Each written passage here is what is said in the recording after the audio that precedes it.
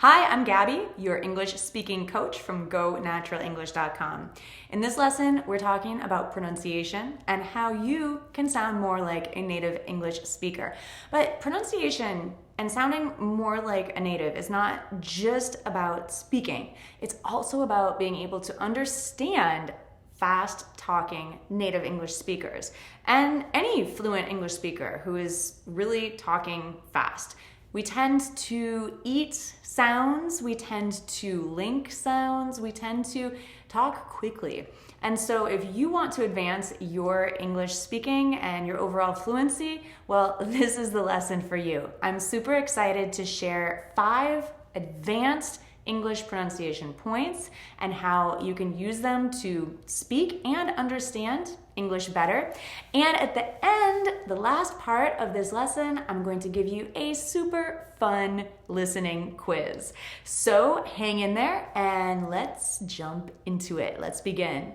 If after you watch this lesson, you want more practice for your listening skills and your pronunciation skills, Elsa Speaks is an app that you have to try. If you haven't downloaded it from the App Store yet for iOS or Android, you absolutely have to try it out. This is not just another English learning app. This is an advanced app that uses AI to actually give you feedback on your pronunciation. You can speak to the app and it will give you corrections and feedback and tell you how close you are to native pronunciation. What's up?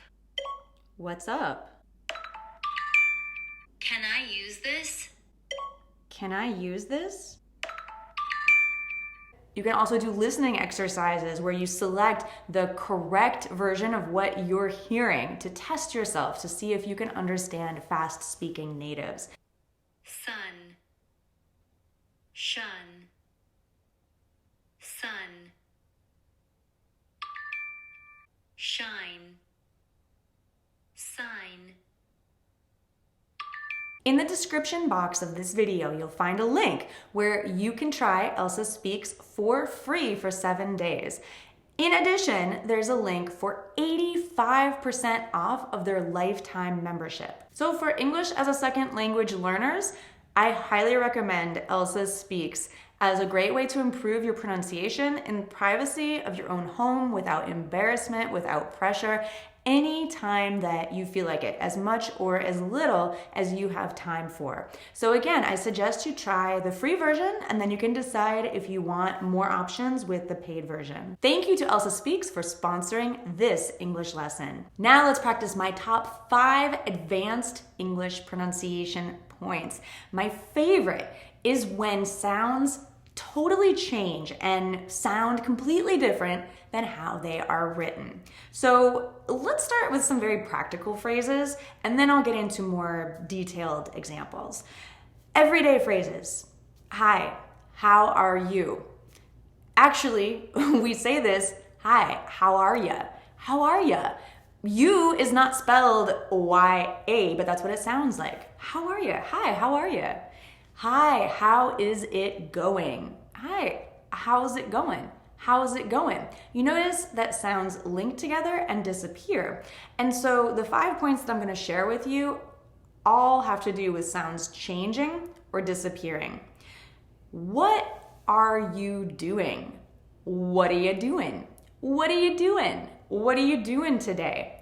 We hear this all as like one giant word, not as separate words. What are you doing today? We don't hear 5 words. We hear, what are you doing today? Maybe it sounds like 2 words. It's nice to meet you. It's nice to meet you. Meet you. These 2 words, meet and you, combine. They make what's called assimilation. Meet you. Nice to meet you. In the words meet you, the T and the Y sounds blend together into ch. There is no CH there, but that's what it sounds like. Meet you. Nice to meet you. Would you like to exchange phone numbers? Would ya? The D and the Y combine to make this J sound that we normally hear in words like judge. Would you like to exchange phone numbers? Did you? Same thing here. Did ya? Did you get my phone number? Did you get my phone number? Don't you actually will sound like don't ya. Don't you have WhatsApp? Don't you have WhatsApp? Don't you? Don't you have WhatsApp? Another of my favorite assimilations is what are you? Like, what are you doing this weekend? Whatcha? What you doing this weekend? Or what have you been up to in the past? What have you? What have you been up to? What have you been up to? What have you been up to? We could also say what you been up to. Even to replace all of these words, what have you, we can say what you been up to. What do you want to do? What you want to do? What you want to do? Look, this is very casual to replace all of these words with whatcha, but it's very common if you're talking with your friends. Now, keep in mind this is not for a super formal or professional situation like a job interview or if you're giving a speech. But if you're just talking with your friends or family or people that you're very comfortable with, you can definitely use this and you will hear it. So keep in mind that if you hear whatcha, it could mean what are you doing? What have you been doing? What do you want to do? So we talked about when sounds completely change. Sometimes sounds completely disappear. So the thing that I drink every morning is hot coffee. I don't say hot coffee. I say hot coffee. Hot coffee. But I say it faster. Hot coffee. So often when you have two consonants back to back, like the T in hot and the K sound, or C, the letter C in coffee, you will completely drop that T. Hot coffee. The same thing happens if I'm talking to my dog and I say, you're such a good boy. I don't say good boy. The reason why we drop the first consonant is because if you think about how you make these sounds in your mouth, your tongue has to do a lot of work to get to that first consonant, like the D in good, and then go to the B in boy, that we naturally end up dropping that first consonant, the D, because it's easier to go from the in good to the B sound in boy. He's a good boy. The same thing happens with should have, could have, and would have. Whenever you have a phrase with of in it, like cup of coffee, we don't say of completely. We say You might hear native speakers say cup of coffee. Would you like a cup of coffee? We don't say would you like a cup of coffee. Would you like a cup of coffee? So any phrase that has of in it. I like some of these things. I like some of these things. Some of these things. I want to drink a lot of water today. I need to hydrate. I want to drink a lot of water. Notice also lot of does not keep the T sound. We change the T to a D when it comes between two vowels. Lot of, lotta. I want to drink a lot of water. Another interesting thing that happens with linking when we contract would have or could have or should have actually becomes woulda, shoulda, coulda. I woulda, I shoulda, I coulda. I woulda saved more money, but I spent it on travel. I should have saved my money, but I spent it on travel. I could have saved my money, but I spent it on travel. We also have linking between a verb and an object. For example, tell her she's pretty. Tell her, tell her. So the verb gets stressed, the object gets reduced. Tell her, not tell her, but tell her. Tell her she's pretty. Tell him, tell him, tell him. So with her and him specifically, because of the H sound, this happens.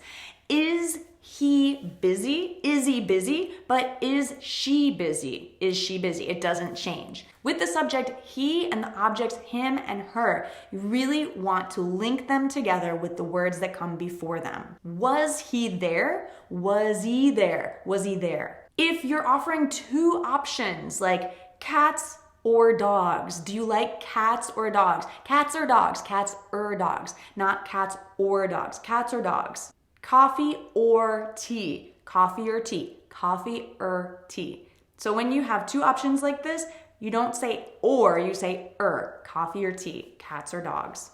Do you want to meet Monday or Tuesday? Monday or Tuesday?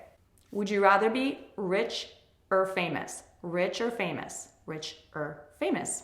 And elision is when a sound disappears, usually a T or a D, like in next door, next door. My next door neighbors are very nice. Next door. I don't say next door. These are some of the most common advanced pronunciation points. Most common. These are some of the most common, not most common, but most common advanced pronunciation points. If you have two sounds next to each other, like mom ends with an M, right? And makes for a verb starts with an M. They just blend together.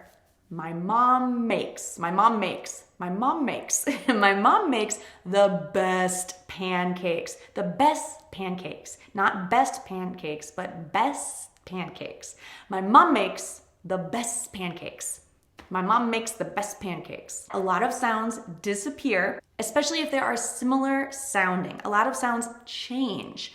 So what is the trick? How do we know all of these rules? Well, a lot of it is listening. A lot of it is practicing. And so now we're going to take a quiz. This quiz is going to test if you can hear words that are similar but do have differences. Are you ready? Let's begin. In the comments, tell me which one I am saying. Advise. Both of these words have the stress on the second syllable, but this one is advise and this one is advice. To advise is to give advice. It's the verb and advice is the noun. Accept. Accept. Accept. There's a slight difference in the vowel. Dessert. Dessert has the stress on the second syllable. This is the food that we eat that is sweet. Desert is a place that doesn't get much rain. Record. This word, record, has the stress on the first syllable. There are, interestingly, a lot of words in English, and I love these, that when the stress is on the first syllable, like record, it's a noun. When the stress is on the second syllable, it's a verb, to record. So record, record. Contract, contract. Upset, to upset. Conduct, conduct. Object, object. And my favorite of all, yes, I can versus no, I can't. Why is it that you can hear the difference when I say it, but sometimes it's hard to say so that others understand?